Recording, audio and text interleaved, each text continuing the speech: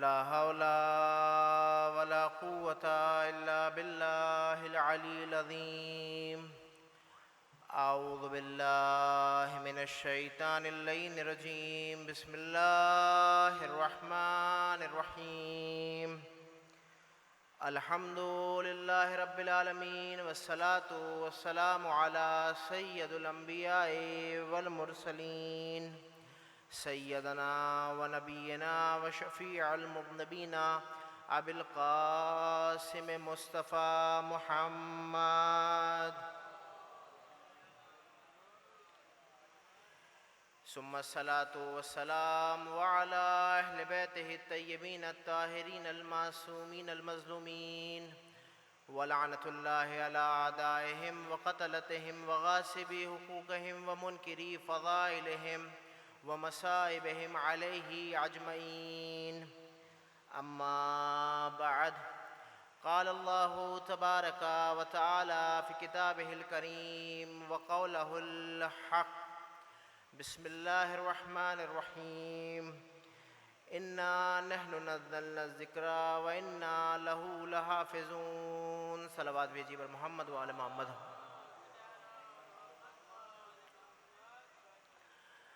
سب سے پہلے آپ تمام حضرات کی خدمت میں گزارش ہے کہ ایک مرتبہ سورہ حمد اور 3 مرتبہ سورہ اخلاص کی تلاوت فرما کر آیت اللہ العظمیٰ قاضی نور اللہ شستری اور جملہ مومنین اور مومنات کے لیے ایک سورہ فاتحہ ارسال کر دیں.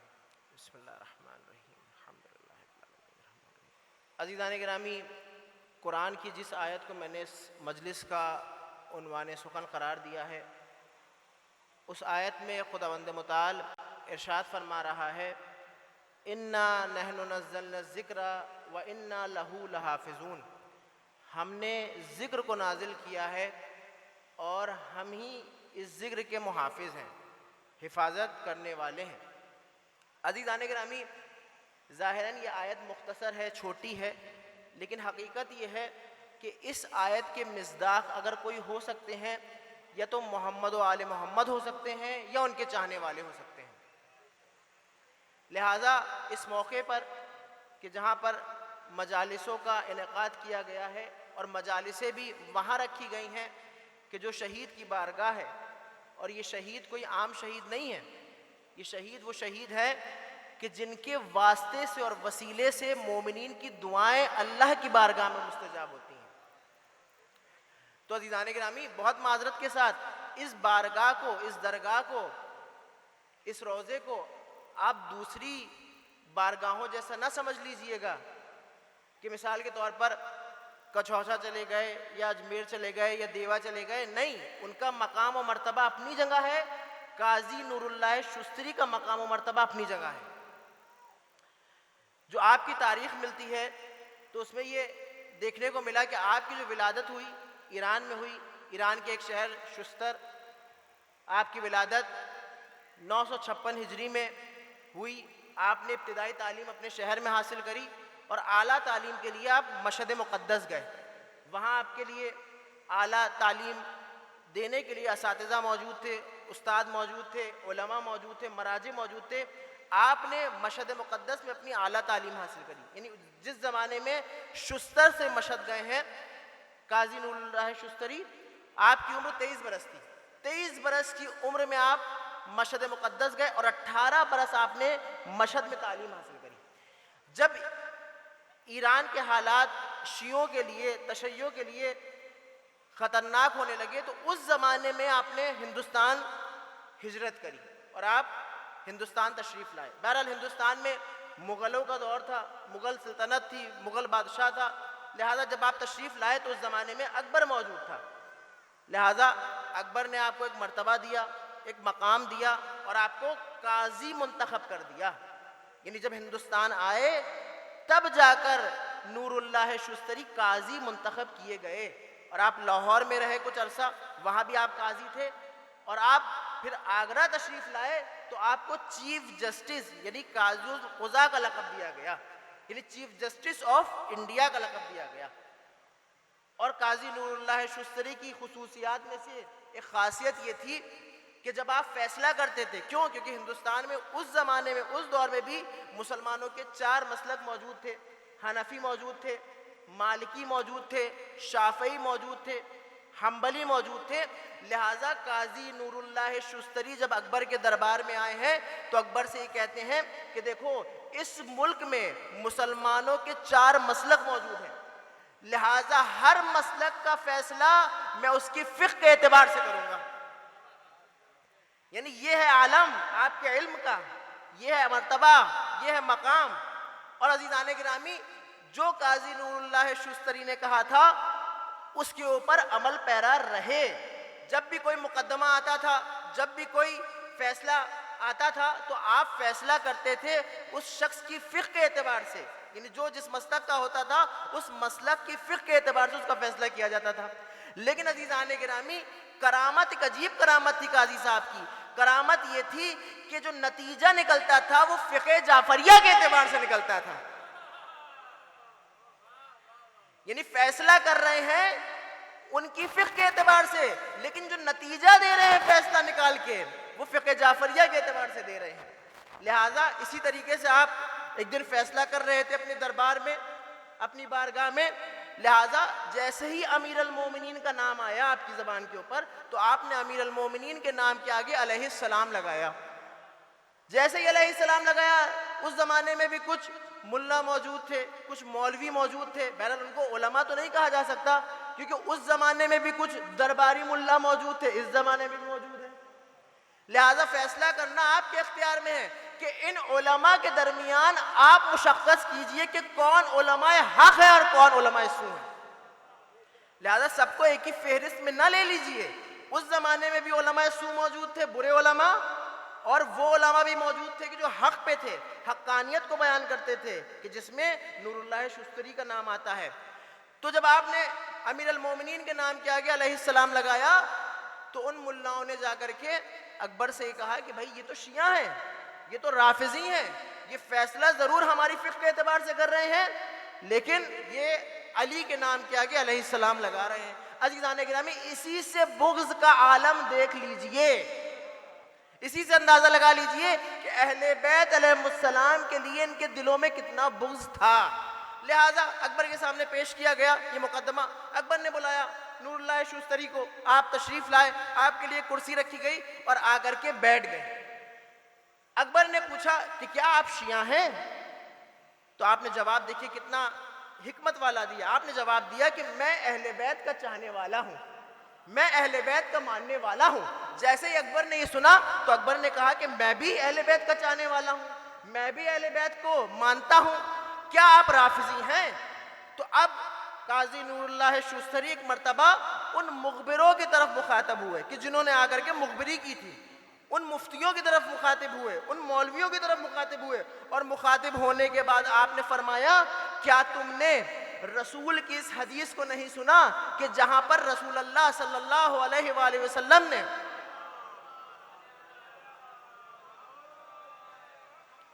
ارشاد فرمایا ہے امیر المومنین کے لیے کہ لحموں کا لحمی و دموں کا دمی، ان کا گوشت میرا گوشت ہے، ان کا خون میرا خون ہے. کہ تم نے نہیں سنا کہ یہ حدیث معتبر نہیں ہے، کہ کتابوں میں درج نہیں ہے؟ تمام مفتی، تمام درباری علماء جو دربار میں موجود تھے ایک مرتبہ کہنے لگے کہ یہ حدیث معتبر بھی ہے، مستند بھی ہے، کتابوں میں بھی موجود ہے. اب قاضی صاحب اکبر کی طرف مخاطب ہوئے اور مخاطب ہو کر کے کہنے لگے بس علیہ السلام کہنے کا حق علی ابن ابی طالبی کو تو ہے. لہٰذا اگر علی کے نام کے آگے علیہ السلام نہیں لگایا جائے گا تو کس کے نام کے آگے علیہ السلام لگایا جائے گا؟ لہٰذا اس طریقے سے، اس حکمت کے ذریعے سے قاضی نور اللہ شستری نے اکبر کے دربار میں فیصلے سنائے. اور عزیزان گرامی، یہی ہیں قاضی صاحب کہ جنہوں نے اپنے زمانے میں، اپنے دور میں تقیے کے ساتھ شیعت کی تبلیغ کی ہے، دین کی تبلیغ کی ہے. تاریخ میں بہت ساری ایسی شخصیات گزری ہیں کہ جو باطل حکومت میں رہ کر بھی حق کی پیروی کر رہے تھے، حق کا ساتھ دے رہے تھے، حق کے پیغام کو آگے بڑھا رہے تھے. ایک قاضی صاحب کا نام ملتا ہے. دوسرا نام کہ جس کو دنیا دیوانہ کہتی ہے، اہل بیت کا چاہنے والا، اہل بیت کا عاشق، کہ جس کو بہلول دانا کہتے ہیں. بھئی دنیا کیا کہتی ہے کہ بہلول دیوانے تھے، بہلول پاگل تھے، نعوذ باللہ، بہلول کی تو عقل نہیں تھی، سمجھ نہیں تھی، شعور نہیں تھا۔ عزیزان گرامی، دنیا کی عقلیں ایک طرف تھی، بہلول کی عقل ایک طرف تھی۔ لہذا اس زمانے میں کہ جو ہارون رشید کا زمانہ تھا، عباسی حکومت کا زمانہ تھا، بہرحال جناب بہلول اپنے زمانہ کے دانا تھے۔ کیوں کہا جاتا بہلول دانا؟ کیونکہ سمجھدار تھے، عاقل تھے، باشعور تھے، عالم تھے۔ لہذا اس زمانے میں ہارون رشید کو قاضی چاہیے تھا، کوئی جج چاہیے تھا کہ جو فیصلے سنا سکے، حکومت کا قاضی۔ لہذا لوگوں نے مشورہ دیا اور یہ کہا کہ بھائی اس زمانے میں اگر کوئی باصلاحیت ہے، کوئی پڑھا لکھا ہے، جو شعور رکھتا ہے، سمجھ رکھتا ہے، صلاحیت رکھتا ہے، تو وہ صرف ایک ہے، اس کا نام ہے بہلول۔ عزیزان گرامی، در حقیقت میں یہ ہمارے لیے پیغام ہے، تشیع کے لیے پیغام ہے کہ اہل بیت کے چاہنے والے کسی بھی زمانے میں کیوں نہ ہو، تعداد میں کتنے کم ہی کیوں نہ ہو، جب مصیبت کا وقت دنیا کے اوپر آتا ہے تو وہ اہل بیت کو پکارتے ہیں یا ان کے چاہنے والوں کو پکارتے ہیں۔ لہذا ہارون رشید نے بہلول کو اپنے دربار میں طلب کیا اور طلب کرنے کے بعد یہ کہا کہ اے بہلول، ہمارے پاس کوئی قاضی موجود نہیں ہے، ہمارے پاس کوئی جج موجود نہیں ہے جو حکومت کی طرف سے پیروی کرے، لہذا میں یہ چاہتا ہوں کہ تم ہماری حکومت کی جانب سے، یعنی عباسی حکومت کی جانب سے قاضی بن جاؤ۔ اب عزیزان گرامی، کیونکہ اہل بیت کے چاہنے والے تھے تو کیسے ممکن ہے کہ بغیر اہل بیت علیہ السلام کے مشورے کے یا بغیر امام وقت کی رضا کے قاضی بن جاتے، یہ منصب کو اختیار کر لیتے یا عہدے کو اختیار کر لیتے؟ جیسے اس زمانے میں ہماری ہی قوم کے لوگ ہیں کہ ان کو ذرا سا کوئی عہدہ مل جاتا ہے تو وہ اکڑ جاتے ہیں، وہ سلام کرنا بند کر دیتے ہیں۔ وہ یہ چاہتے ہیں کہ علماء آ کر کے ہم سے ملیں، وہ یہ چاہتے ہیں کہ ہم کو بلایا جائے۔ ارے اگر اہل بیت کی سیرت پہ چلنا چاہتے ہو تو اہل بیت کے چاہنے والوں کی سیرت کو دیکھو۔ لہذا بہلول نے کہا ہارون سے کہ مجھے ایک دن کی مہلت دو، ایک دن کا وقت دو، میں تمہیں سوچ کے بتاتا ہوں۔ عہدے کو اختیار نہیں کر لیا، منصب کو ایکسپٹ نہیں کر لیا، ایک دن کا وقت مانگا۔ کیوں وقت مانگا؟ کیونکہ امام وقت سے اجازت چاہیے تھی۔ لہذا بہلول کے ساتھ کچھ چاہنے والے پہنچے امام کے خدمت میں، ساتویں امام موسیٰ کاظم علیہ السلام کے پاس۔ اب کیونکہ امام خود قید خانے میں موجود تھے، زندان میں موجود تھے، امام کو قید کر کے رکھا گیا تھا، لہٰذا عمومی طور کے اوپر اس زمانے میں امام سے ملاقات کرنا شیعوں کا سخت تھا۔ لہٰذا بہلول نے اجازت لی اور کچھ چاہنے والوں نے اجازت لی اور سب کے سب امام کی خدمت میں زندان میں پہنچ گئے۔ اب یہ کیسے سوال کرتے، یہ کیسے پوچھتے اور امام کیسے جواب دیتے؟ کیوں؟ کیونکہ اس زمانے کا عالم یہ تھا کہ اگر امام کسی سے بھی بات کر لیتے تھے تو دشمنوں کو یہ شک ہو جاتا تھا کہ یہ امام کا چاہنے والا ہے، یہ امام کا شیعہ ہے، اور اس کو قتل کر دیا کرتے تھے۔ لہٰذا جب خصوصی طور کے اوپر جناب بہلول دانا کچھ چاہنے والوں کے ساتھ امام سے ملنے زندان میں پہنچے اور یہ پوچھا امام سے کہ اے فرزند رسول، اب ہم کیا کریں؟ ایک دن کی مہلت لی تھی نا بہلول نے، پوچھا کہ اب ہم کیا کریں؟ تو ساتویں امام نے جواب دیا جیم۔ جواب نہیں دیا، صرف ایک حرف کہا، جیم۔ اب تین لوگ تھے، ایک بہلول تھے اور دو اور چاہنے والے تھے۔ ایک چاہنے والے نے اس جیم سے مراد جبل لیا، یعنی پہاڑ لیا، لہٰذا وہ بغداد سے نکل کے ایک پہاڑ کے اوپر چلا گیا اپنے ایمان کی حفاظت کرنے، اپنے ایمان کو محفوظ رکھنے کے لیے۔ دوسرا شخص جو ساتھ میں آیا تھا اس نے جیم سے مراد جمل لیا، وہ اونٹ پہ بیٹھا اور صحراؤں میں چلا گیا، اس نے بھی اپنے ایمان کو بچا لیا۔ اب آخر میں بچے جناب بہلول دانا۔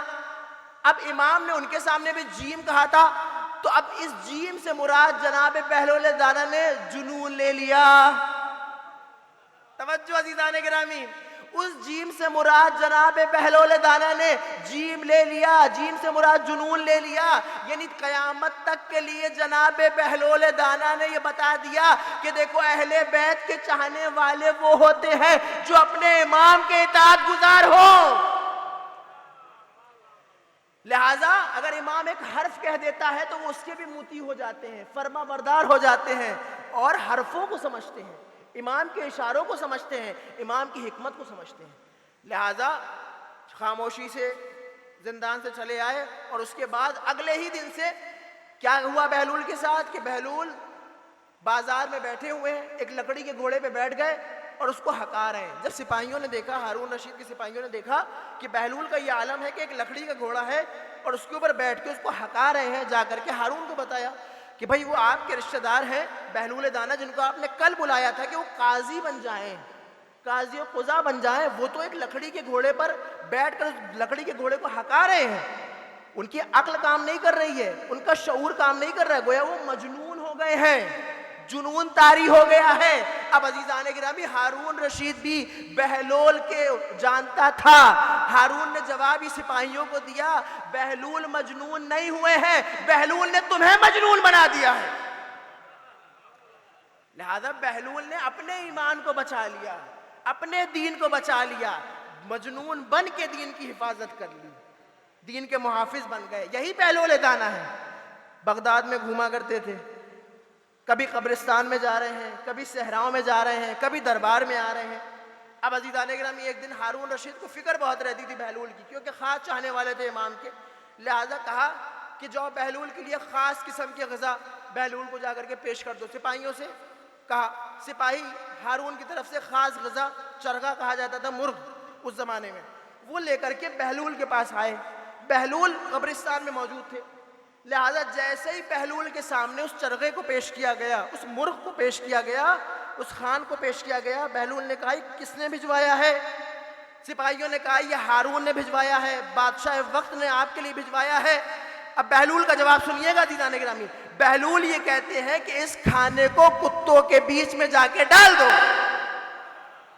اب سپاہی ایک مرتبہ بھڑک گئے کہ خلیفہ وقت نے، بادشاہ وقت نے تمہارے لیے خاص قسم کی غذا بھجوائی ہے، خاص قسم کا کھانا بھجوایا ہے، اور تم یہ کہہ رہے ہو کہ کتوں میں ڈال دو۔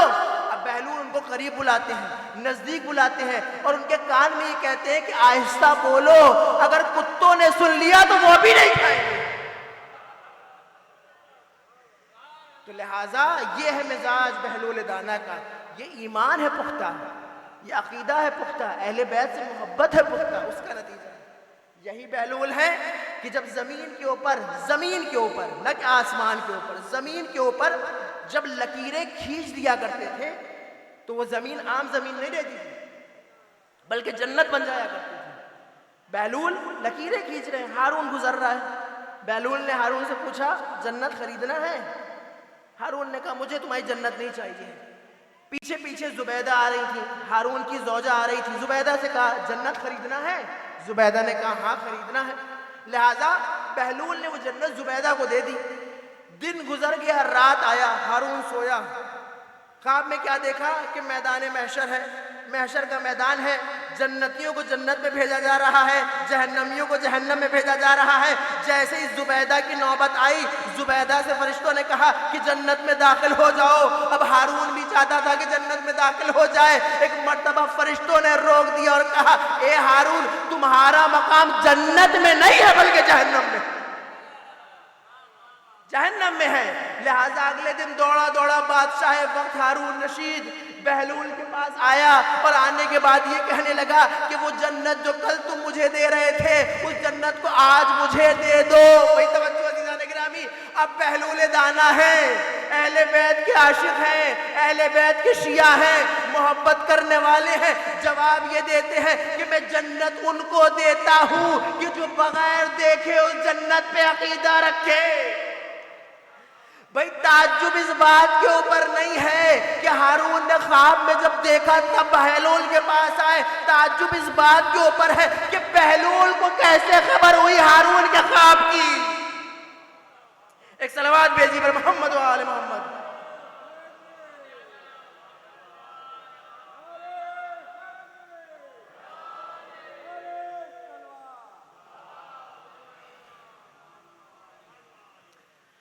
لہٰذا یہ ہے بہلول دانا، تاریخ کا دوسرا شخص اور دوسری شخصیت۔ تاریخ کی تیسری شخصیت جناب علی ابن اختین۔ جناب علی ابن اختین کون ہے؟ ساتویں امام موسیٰ کاظم علیہ السلام کے چاہنے والا ہے۔ ہارون کے زمانے میں جناب علی ابن اختین بھی موجود تھے، آپ بھی باصلاحیت تھے، عالم تھے، مجتہد تھے، پڑھے لکھے انسان تھے، صاحب صلاحیت انسان تھے۔ ہارون نے آپ کو بلایا، کس لیے بلایا؟ تاکہ آپ کو کوفے کا گورنر بنائے، آپ کو کوفے کا گورنر منتخب کر سکے۔ لہٰذا بلایا علی ابن اختین کو۔ علی ابن اختین آ کر کے ہارون کے سامنے کھڑے ہو گئے۔ اب ہارون یہ کہتا ہے کہ اے علی ابن اختین، آپ اس زمانے کے پڑھے لکھے شخص ہیں، باصلاحیت شخصیت ہے، لہٰذا میں یہ چاہتا ہوں کہ آپ ہماری حکومت کی جانب سے کوفے کے گورنر بن جائیے۔ عزیزان گرامی، انصاف سے بتائیے گا، اس زمانے کا حاکم، اس زمانے کا پریزیڈنٹ یا پرائم منسٹر اگر ہم میں سے، آپ میں سے کسی کو بھی اپنے پاس بلائے اور یہ کہے کہ بھائی ہم یہ چاہتے ہیں کہ یو پی کا چیف منسٹر ہم آپ کو بنا دیں، تو ہمارا اور آپ کا جواب کیا ہوگا؟ میں اپنے اوپر کہہ رہا ہوں، میرا جواب کیا ہوگا؟ فوراً میں کہوں گا میں بننے کے لیے تیار ہوں، میں بننے کے لیے راضی ہوں۔ لیکن عزیزان گرامی، اہل بیت کے چاہنے والے وہ ہوتے ہیں جو اپنے امام کے مطیع و فرما بردار ہوتے ہیں، ان کے حکم کے مطیع و فرما بردار ہوتے ہیں، حقیقی ماننے والے ایسے ہوتے ہیں۔ لہٰذا علی ابن اختین نے جب سنا، خاموش رہے، سر کو جھکا لیا اور کہا کہ مجھے اجازت دو۔ ایک روایت میں ملتا ہے کہ ہارون نے یہ بھی کہا تھا علی ابن اختین سے کہ اگر تم نے اس عہدے کو قبول نہ کیا تو ہم تمہیں قتل کر دیں گے۔ لہٰذا علی ابن اختین نے ایک دن کا وقت مانگا، آئے امام کی خدمت میں، اور آنے کے بعد فرمایا، اے فرزند رسول، ہارون نے مجھے بلایا تھا اور بلانے کے بعد اس طرح کی پیشکش میرے سامنے رکھی تھی اور مجھے کہا تھا کہ اگر تم اسے قبول نہیں کرو گے تو ہم تمہاری گردن کو تن سے جدا کر دیں گے، لہٰذا میں چاہتا ہوں کہ آپ مجھے مشورہ دیں۔ امام نے فرمایا کہ ہم نہیں چاہتے کہ تمہیں قتل کیا جائے، ہم نہیں چاہتے کہ تمہیں مار دیا جائے یا شہید کر دیا جائے، میں اجازت دیتا ہوں کہ تم گورنر بن جاؤ کوفے کے، لیکن کچھ شرائط کے ساتھ۔ توجہ دینا نگرانی، کچھ شرطوں کے ساتھ۔ وہ شرطیں کیا تھی؟ امام نے فرمایا کہ تم جب بن جاؤ گے گورنر کوفے کے تو دیکھو، ہمارے علوم کی رعایت کرنا، ہمارے علوم کا خیال رکھنا، ہمارے علوم کو فراہم کرنا، لوگوں تک پہنچانا، پہلی شرط رکھی، یعنی علوم آل محمد کو لوگوں تک منتقل کرنا، ان تک پہنچانا۔ دوسرا، امام نے فرمایا کہ اے علی ابن اختین، جب بھی کوئی ہمارا چاہنے والا، ہمارا شیعہ، ہمارا ماننے والا، ہمارا عقیدت مند تمہارے پاس اپنے کسی بھی کام کو لے کر کے آئے تو اس کی مدد کرنا، اس کو بھگا مت دینا، اس کو منع مت کر دینا، اس کے کام آنا۔ یہ دوسری شرط رکھی۔ تیسری شرط یہ رکھی امام نے کہ اے علی ابن اختین، بیت المال سے تم دین کے اوپر اس مال کو صرف کرنا، ایسا نہ ہو کہ وہ بیت المال کے جو تمہارے پاس موجود ہے وہ دوسری چیزوں کے اوپر خرچ کیا جائے، بلکہ اس کو صحیح معنی میں دین کے اوپر خرچ کرنا۔ اس طرح کی کچھ شرائط امام نے علی ابن اختین کے سامنے رکھی۔ علی ابن اختین نے ان تمام شرائط کو قبول کیا، ایکسیپٹ کیا، اور اس کے بعد آپ کوفے کے گورنر بن گئے۔ وقت گزرا، سال گزرے، کچھ وقت کے بعد ایک شخص علی ابن اختین سے ملنے کے لیے اپنے کسی کام کو لے کر کے علی ابن اختین کے پاس پہنچا۔ علی ابن اختین گھر میں موجود تھے، کئی سفر سے واپس لوٹے تھے، گھر کے اندر موجود تھے۔ جب وہ شخص اپنے کسی کام کو لے کر کے غریب انسان پہنچا تو علی ابن اختین اتنے تھکے ہوئے تھے کہ اپنے غلام سے یہ کہلوا دیا کہ وہ شخص جو دروازے پہ آیا اس سے کہہ دو کہ میں موجود نہیں ہوں۔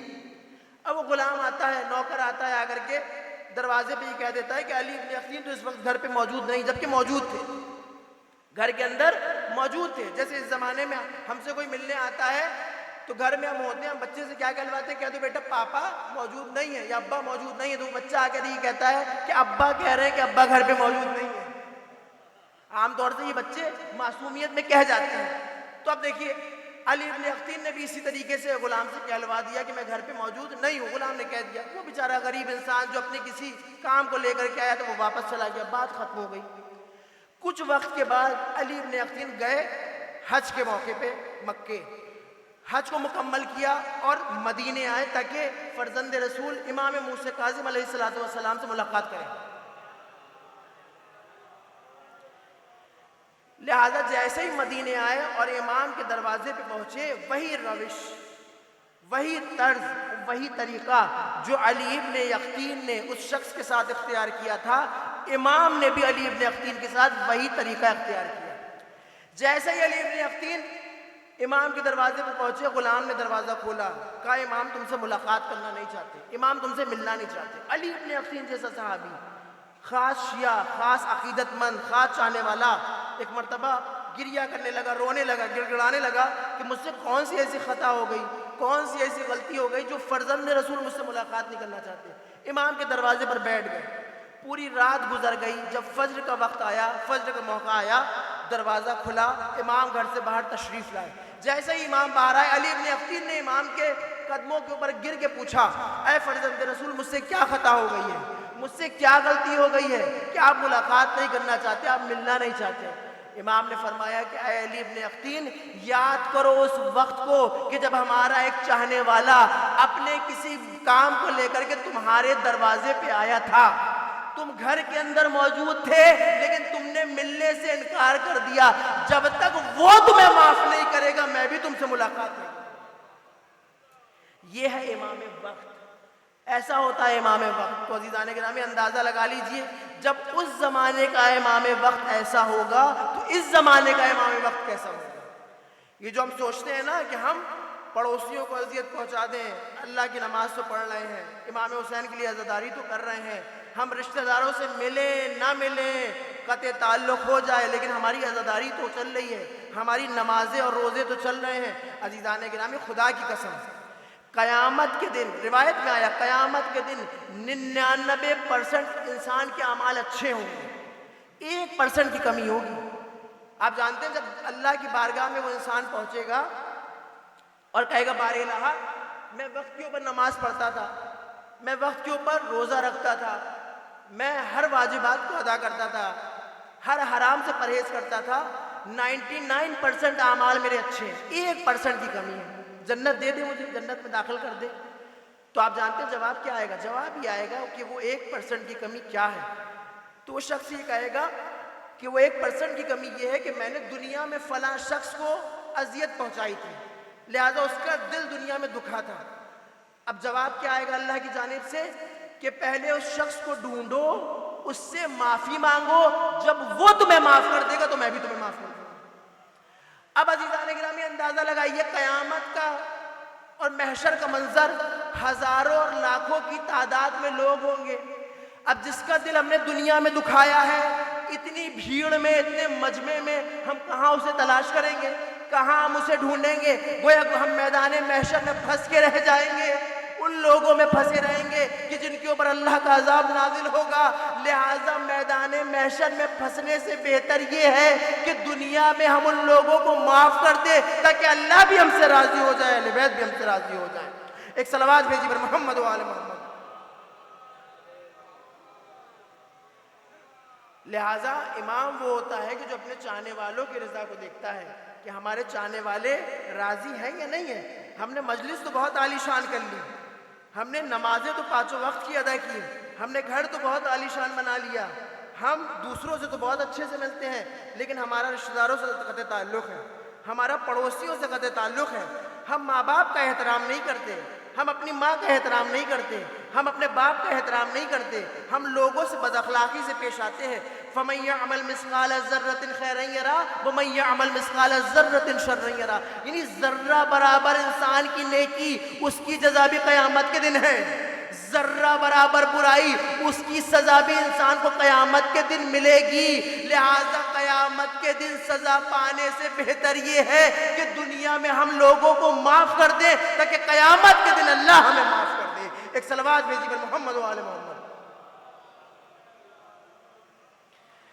لہذا امام نے فرمایا اے علی ابن افطین، جب وہ تمہیں معاف کر دے گا تو میں بھی تمہیں معاف کر دوں گا. اب علی ابن افطین یہ کہتے ہیں کہ اے فرزند رسول، میں اس وقت مدینے میں ہوں، میں اس وقت آپ کے سامنے موجود ہوں، وہ شخص کوفے میں موجود ہے، کیسے ممکن ہے کہ لمحوں میں چلا جاؤں اور واپس آ جاؤں؟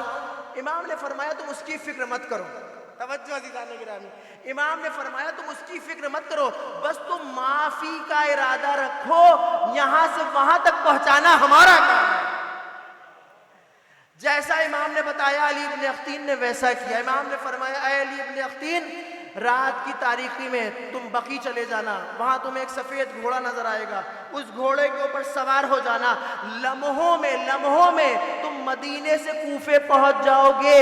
جیسا امام نے بتایا تھا علی ابن افطین نے ویسے ہی کیا. رات کی تاریکی ہوئی، علی ابن افطین قبرستان میں گئے، کیا دیکھا؟ ایک سفید گھوڑا موجود ہے، اس گھوڑے کے اوپر سوار ہوئے، لمحوں میں مدینے سے کوفے پہنچ گئے. اب عزیزان گرامی کہہ لینے دیجئے، اندازہ لگائیے کہ جب علی کا ایک چاہنے والا علی کے بیٹے کے حکم سے ایک گھوڑے پر سوار ہو کر لمحوں میں مدینے سے کوفے پہنچ سکتا ہے تو علی بن ابی طالب نجف سے ہندوستان مدد کے لیے کیوں نہیں؟ صلوات بھیجی پر محمد و آل محمد۔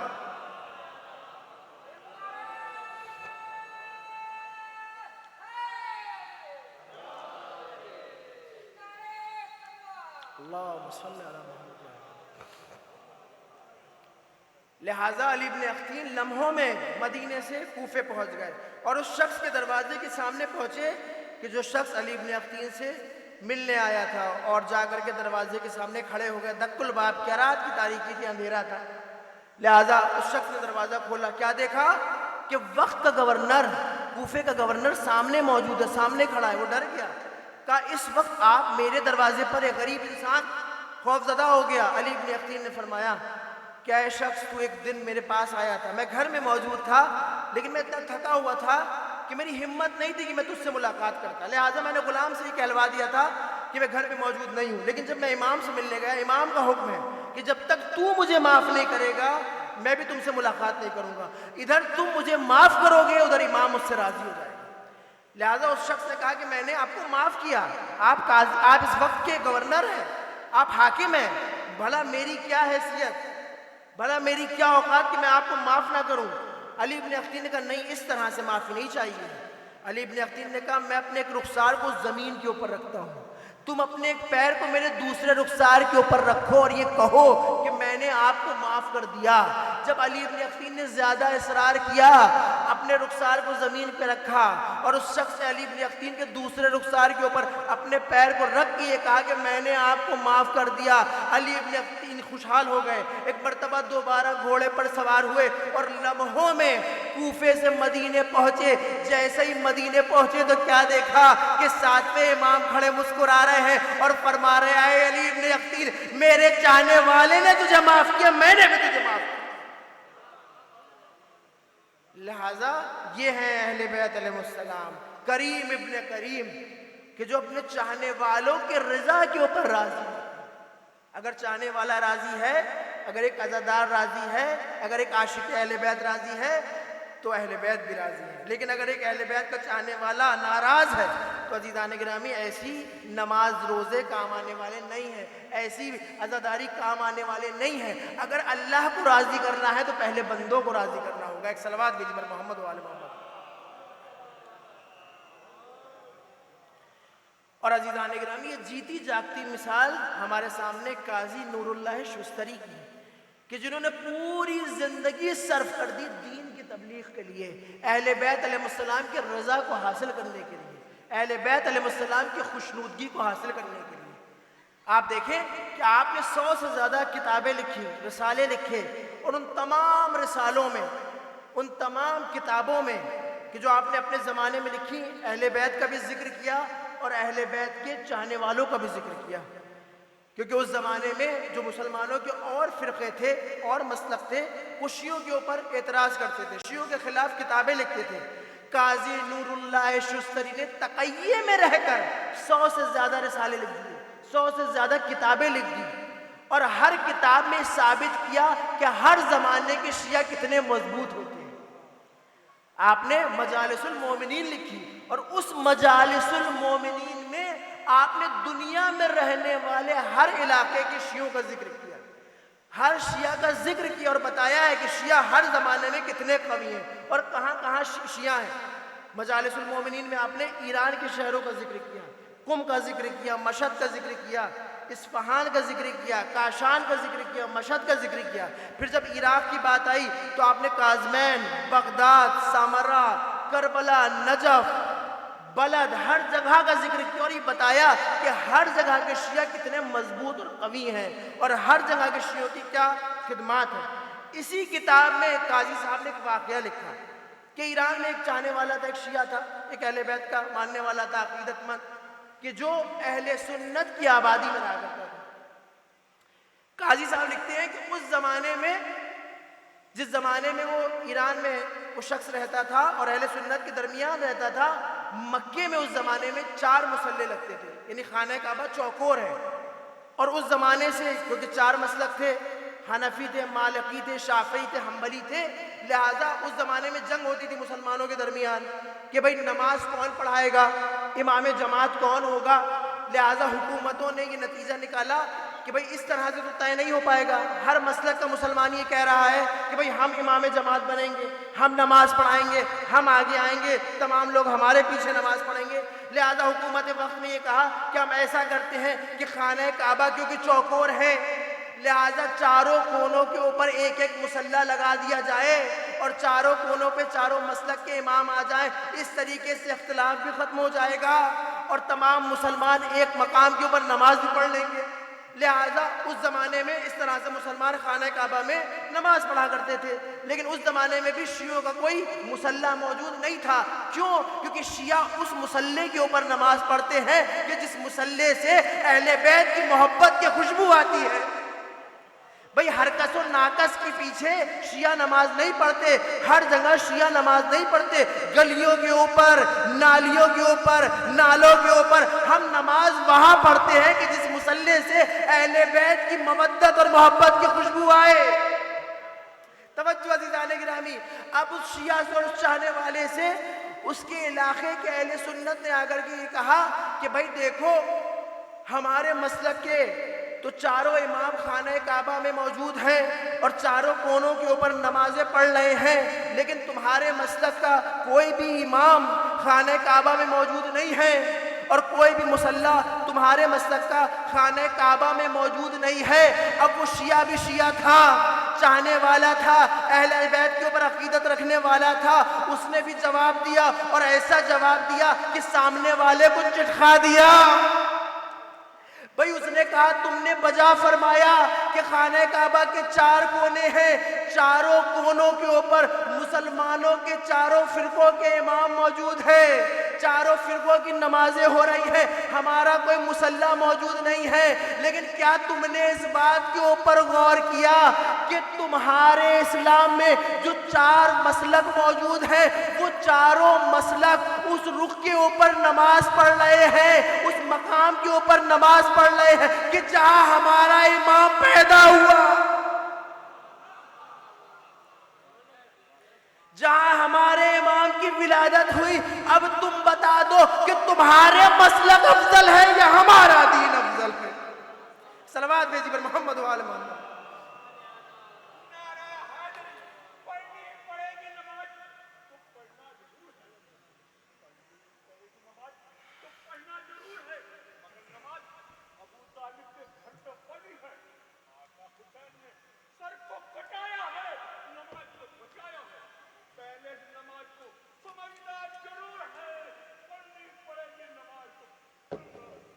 سبحان اللہ، سلامت رہے مولا سلامت۔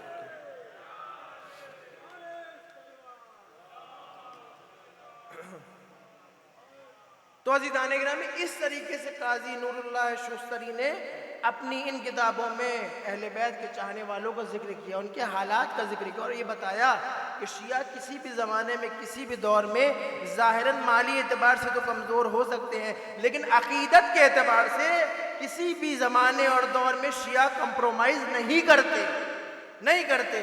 لہٰذا آپ دیکھیں کہ یہی نتیجہ ہوا اور یہی وجہ اور علت بنی آپ کی شہادت کا۔ قاضی نور اللہ شوستری اس زمانے میں، یہ جو زمانہ پرشوب زمانہ تھا کہ جس زمانے میں آپ کے مخالفین زیادہ تھے، آپ کے حاسد زیادہ تھے، حسد کرنے والے زیادہ تھے، لہٰذا لوگوں کو شک تھا، لوگ جانتے تھے کہ کہیں نہ کہیں یہ شیعہ ہیں لیکن ظاہر نہیں کرتے، لہٰذا آپ کے پیچھے جاسوسوں کو لگایا گیا، ایک شخص کو لگایا گیا کہ جس کو آپ کا شاگرد بنایا گیا اور یہ کہا گیا کہ یہ آپ کی شاگردی میں رہے گا، لہٰذا جاسوس تھا، وہ جاسوسی کیا کرتا تھا اور قاضی صاحب کا ایک خاص کمرہ تھا، اس کمرے میں قاضی صاحب کتابیں لکھا کرتے تھے، ایک کتاب لکھ رہے تھے جو مشہور کتاب ہے کہ جس کتاب کو لکھتے ہوئے آپ کو شہید کیا گیا، احقاق الحق، اس میں آپ ولایت کو ثابت کر رہے تھے اور حق کے اہل بیت کو بیان کر رہے تھے۔ اس کتاب کے کچھ ورقوں کو چرایا گیا، کچھ پیجوں کو چرایا گیا اور ان پیج کو ورقوں کو لے جا کر کے جہانگیر کے سامنے پیش کر دیا گیا اور یہ کہا گیا کہ دیکھو یہ ہماری حکومت کی حمایت کرنے والے نہیں ہیں، ہمارے مسلک کی حمایت کرنے والے نہیں ہیں، بلکہ یہ ہمارے مخالف ہیں، یہ تقیے میں ہے، یہ رافضی ہیں۔ لہذا جہانگیر نے بلایا قاضی صاحب کو، اور بلانے کے بعد یہ سوال کیا کہ کیا یہ کتاب آپ نے لکھی ہے؟ تو قاضی صاحب نے جواب دیا کہ ہاں یہ کتاب میں نے لکھی ہے۔ 70 سال کے ہو چکے تھے، 70 سال کا یہ ضعیف انسان آنکھوں میں آنکھیں ڈال کے بادشاہ وقت کی کہہ رہا ہے کہ ہاں یہ کتاب میں نے لکھی ہے۔ جہانگیر یہ کہتا ہے کہ آپ اس کتاب سے ہاتھ اٹھا لیجیے، آپ ہمارے مسلک کی طرف پلٹ جائیے، لہٰذا میں آپ کو معاف کر دوں گا۔ قاضی صاحب نے کہا نہیں، اب وہ وقت آ گیا ہے کہ میں تقیے سے ہاتھ اٹھا لوں، میں تقیے سے ہاتھ اٹھا لوں، یعنی تقیے سے ہاتھ اٹھا لیا، شہید ہونا قبول کیا لیکن عقیدے کو نہ تبدیل کیا۔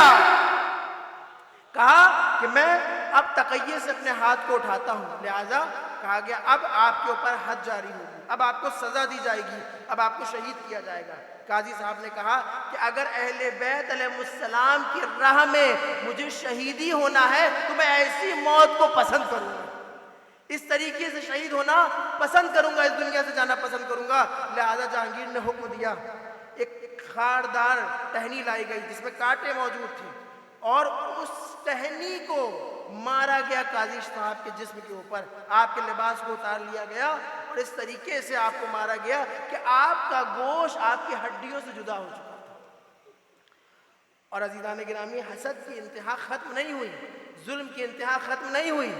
جب دیکھا کہ گوشت ہڈیوں سے جدا ہو گیا ہے تو تانبے کو گرم کیا گیا، اور گرم کرنے کے بعد اس تانبے کو سر پہ ڈالا گیا، آپ کا مغز باہر آ گیا، اور ابھی بھی حد ختم نہیں ہوئی ظلم کی۔ اس کے بعد تلوار سے آپ کے جسم کے ٹکڑے ٹکڑے کر دیے گئے، اور یہ حکم دیا گیا کہ ایک الگ مقام کے اوپر، کہ جہاں پر غلاظت ڈالی جاتی تھی اس مقام کے اوپر ان کے جسم کو ڈال دیا جائے۔ اب عزیزان گرامی، یہی وہ موقع تھا کہ قاضی صاحب کے جسم کو اس مقام کے اوپر لے جا کر کے ڈال دیا گیا، لیکن اس زمانے میں ایک تاجر موجود تھا کہ اس تاجر کے خواب میں حسین کی دکھیاری ماں فاطمہ آئی، اور آنے کے بعد یہ کہا کہ ارے میرا ایک بیٹا فلاں مقام پہ شہید کر دیا گیا، اس کا جسم بدون کفن موجود ہے، لہذا اس کو دفن کرو۔ ادھر شہزادی خواب میں آئی، وہ تاجر دوڑتا ہوا آیا، اس نے دفن کا اہتمام کیا، قاضی صاحب کو لا کے یہاں پر دفن کر دیا۔ میں کہوں گا اے شہزادی، یہ بھی آپ کے فرزند تھے، یہ بھی آپ کے بیٹے تھے، ارے جب آپ سے ان بیٹی کے بیٹے کا ظلم نہ دیکھا گیا تو کس طریقے سے آپ نے حسین کو شہید ہوتے ہوئے دیکھا ہوگا۔ روایت یہ کہتی ہے کہ جس وقت امام حسین علیہ السلام گھوڑے سے زمین کے اوپر آئے ہیں نا، ارے کربلا کے میدان میں انبیاء موجود تھے، رسول اللہ موجود تھے، جناتوں کی فوج موجود تھی، خود امیر المومنین موجود تھے، لیکن جب حسین کے ذو کے گلے پر کند خنجر چل رہا تھا، ارے انبیاء کی فوج اٹھ گئی، ملائکہ کی فوج اٹھ گئی، جناتوں نے اپنے ہاتھوں کو اٹھا لیا، ہم اس منظر کو نہیں دیکھ سکتے۔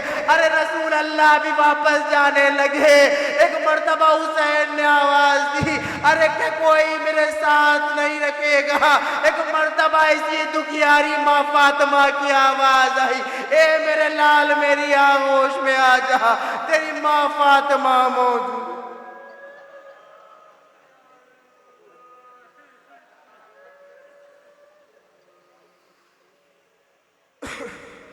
لعنت اللہ علی القوم الظالمین، سیعلم الذین ظلموا ای منقلب ینقلبون۔ بار الہ ہماری اس مختصر سی عبادت کو قبول فرما، بار الہ ان آوازوں پر رحمت نازل فرما۔ پروردگار تجھے واسطہ ہے محمد و آل محمد کا، ہم سب کے گناہان کبیرہ و صغیرہ کو معاف فرما۔ پروردگار جو خطائیں، جو غلطیاں، جو گناہ جانے انجانے میں ہم سے ہو جاتی ہیں، معبود ان پر گرفت نہ فرما، ان کو معاف فرما بحق اہل بیت علیہ السلام۔ پروردگار تجھے واسطہ ہے محمد و آل محمد کا، یہ جتنے بھی زائرین موجود ہیں، جتنے بھی مومنین اور مومنات موجود ہیں، معبود تجھے واسطہ ہے شہید ثالث نور اللہ شستری کا، ان کی نیک حاجات کو پورا فرما۔